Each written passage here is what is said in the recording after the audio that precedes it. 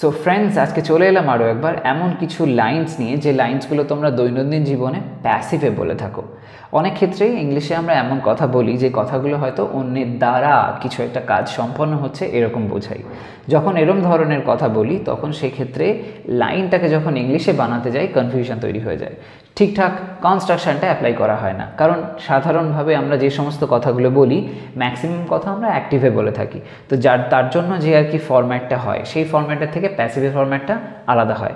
তো সেই জন্যই তৈরি হয় মেনলি সমস্যাটা। তো সেই সমস্যাটা যাতে না হতে পারে তাই জন্য বিশেষ কিছু টেন্সে প্রধানত দেখতে পাওয়া যায় ম্যাক্সিমাম যে টেন্সগুলো আমরা দৈনন্দিন জীবনে প্যাসিভ করার জন্য ব্যবহার করে থাকি সেই বিশেষ কিছু টেন্সে আজকে আমি কিছু লাইন নিয়ে এলাম যাতে করে তোমরা পুরো বিষয়টাকে ভালোভাবে বুঝতে পারো। এখানে আমি যে লাইন্সগুলো আনছি এগুলো হলো আবার প্রশ্ন, মানে সব থেকে কনফিউজিং যেটা হতে পারে যে প্রথমত প্যাসিভ তারপরে আবার কোয়েশ্চেন, মানে ফরম্যাটটা পুরোটাই আলাদা হয়ে যায় সাধারণ সমস্ত যে ক্যাজুয়াল টক্সগুলো আমরা করি সেই কথাগুলোর তুলনায়, যেখানে অ্যাক্টিভে অ্যাসার্টিভ ফরম্যাটে প্রধানত বলা হচ্ছে। এখানে সেরকম নয়, এখানে কোয়েশ্চেনের ফরম্যাটে বা ইন্টারোগেটিভ ফরম্যাটে আমরা লাইনগুলো দেখব এবং প্যাসিভ দেখব সেই বিশেষ টেন্সের ব্যবহার যেগুলো দৈনন্দিন জীবনে খুব ভালোভাবে আমরা মানে দৈনন্দিন নিয়মিত আমরা আর কি ইউজ করে থাকি। তো সেই টেন্সগুলোতে কিভাবে হতে পারে এইসব লাইন্সগুলোর মাধ্যমে জিনিসটাকে বুঝে নাও, আর এরকম ধরনের লাইন্স তোমরাও বানাতে থাকো। এনিওয়ে, চলো স্টার্ট করি। প্রথম লাইনটা দেখো, কফিটা কি তৈরি করা হয়েছে। দেখো যেভাবে বলা হলো কফিটা কি তৈরি করা হয়েছে, এই হয়েছে জাতীয় সেন্স আসে যখন, সেক্ষেত্রে আমরা পারফেক্ট টেন্সের ব্যবহার করে থাকি, প্রেজেন্ট পারফেক্ট। তো সেই অনুযায়ী যদি বলি লাইনটা হবে has the coffee been made, has the coffee been made. Next ওয়ানটা দেখো, রিপোর্টটা কি জমা দেওয়া হয়েছে, রিপোর্টটা কি জমা দেওয়া হয়েছে। এখানেও দেখো আগেরই মতন হলো, তাহলে ডেফিনেটলি সেম ফরম্যাট এখানেও আমরা অ্যাপ্লাই করব। তো বলতে হবে has the report been submitted, has the report been submitted. কাজটা কারোর দ্বারা হয়েছে বোঝাচ্ছে, মানে সাবমিট তো নিজে নিজে হয়নি, কারোর দ্বারাই হয়েছে, তাহলে প্যাসিভের সেন্স আসছে, এরকমভাবে করতে পারো। নেক্সট লাইনটা দেখো, ব্রেকফাস্ট কি এখনও দেওয়া হয়েছে, ব্রেকফাস্ট কি এখনও দেওয়া হয়েছে। Has the breakfast been served yet, has the breakfast been served yet. এখানে ইয়েটের ব্যবহারটা লক্ষ্য করো, এখনও যে সেন্সটা বলা হচ্ছে এই সময়কাল পর্যন্ত হয়েছে কি না বোঝানোর জন্য, সেক্ষেত্রে আমরা ইয়েট ব্যবহার করে থাকি। পরের লাইনটা দেখো, গত রাতে কি দরজা বন্ধ করা হয়েছিল, গত রাতে কি দরজা বন্ধ করা হয়েছিল। এখানে দেখো পাস্টের সেন্স আসছে, অতীতে কোনো একটা কাজ হয়েছিল কিনা। তো এরকম সেন্সে সিম্পল পাস্ট অ্যাপ্লাই করে বলা যেতে পারে, তাহলে হবে was the door locked last night, was the door locked last night. পরেরটা দেখো, প্রজেক্টের উপরে কি কাজ করা চলছে, প্রজেক্টের উপরে কি কাজ করা চলছে, কাজটা এখন চলছে কিনা বোঝাচ্ছে এবং কারোর দ্বারা হচ্ছে। তো সেই সেন্সে is the project being worked on, is the project being worked on. এই যে অনের ব্যবহারটা হলো, এটা বোঝানো হচ্ছে প্রধানত ওই যে বললাম একটু আগে কথায় যে প্রজেক্টের উপরে কি, এই যে উপরে সেন্সটা এটাকে বোঝানোর জন্য অন ব্যবহার করা হয়েছে। পরেরটা দেখো, প্যাকেজটাকে ট্র্যাক করা হচ্ছে, প্যাকেজটাকে ট্র্যাক করা হচ্ছে, মানে প্যাকেজটা যখন ধরো আমরা অ্যামাজন থেকে যখন কিছু একটা অর্ডার করি তখন সেটা আমরা ট্র্যাক করি যে কোথায় আছে না আছে, সেরকম সেন্সে তখন বলো is the package being tracked, is the package being tracked.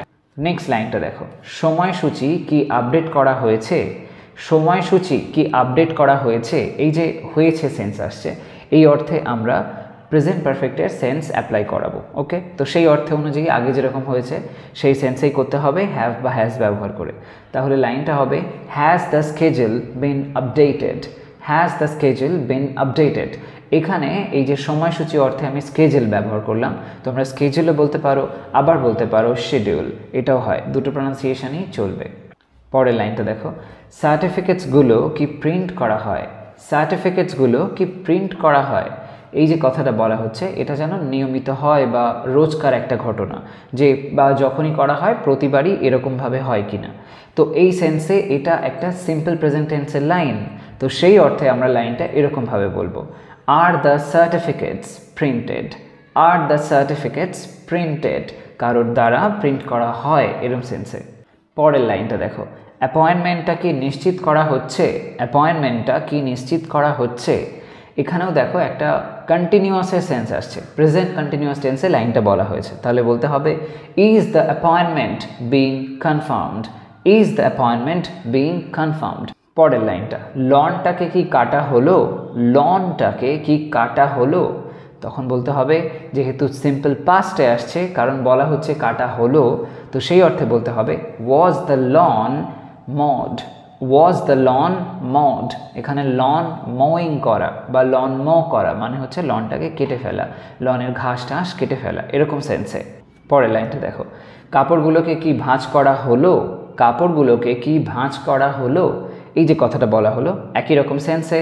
পাস্টে বলা হচ্ছে সিম্পল পাস্ট, তো বলতে হবে was the clothes folded, was the clothes folded. একই রকম আরও একটা লাইন দেখো, বিড়ালটাকে কি খাওয়ানো হলো, বিড়ালটাকে কি খাওয়ানো হলো, was the cat fed, was the cat fed. পরের লাইনটা দেখো, ফাইলটাকে কি সেভ করা হয়েছে, ফাইলটাকে কি সেভ করা হয়েছে, has the file bin saved, has the file bin saved, হয়েছে বলা হলো তাই জন্য প্রেজেন্ট পারফেক্ট টেন্স।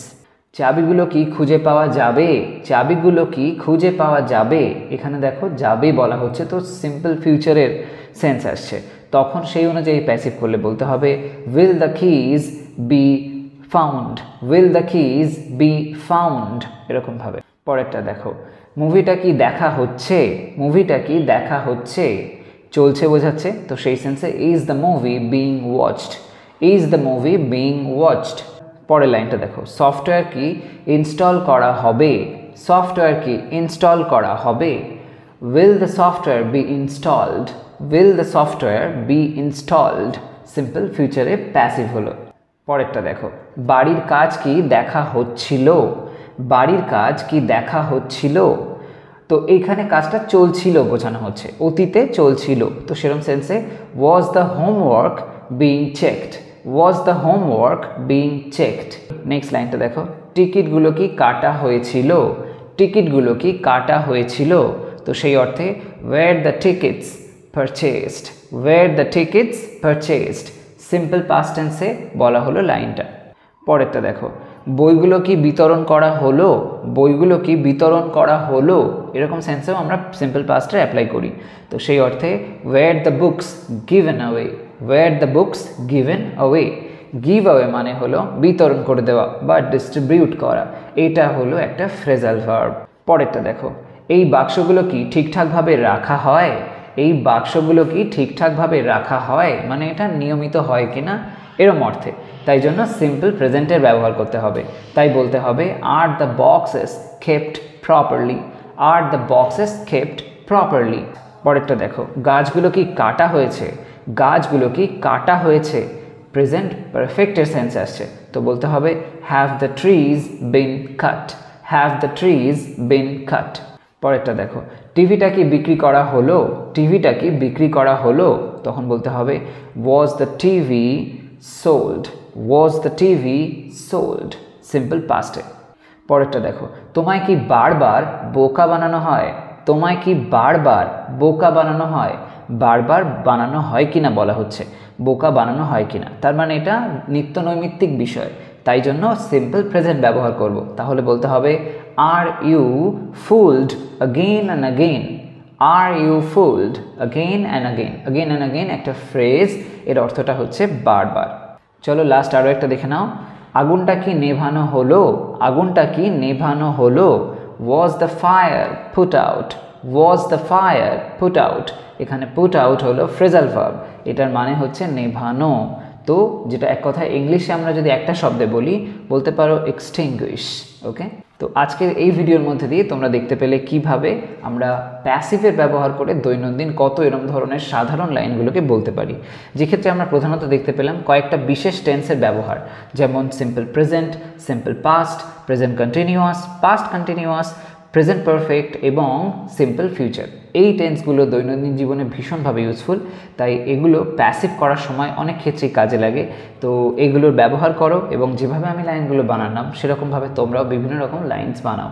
কোথাও কোনো কনফিউশন হলে কমেন্ট সেকশানে জানাতে ভুলো না, আমি ডেফিনেটলি তোমাদের সেই যে সমস্যাটা হচ্ছে, কনফিউশনটা ফিল করছো, আমি সেটা ডেফিনেটলি ক্লিয়ার করে দেবো। তো আজ তবে আসি, সবাই ভালো থাকো, সুস্থ থাকো, বাই।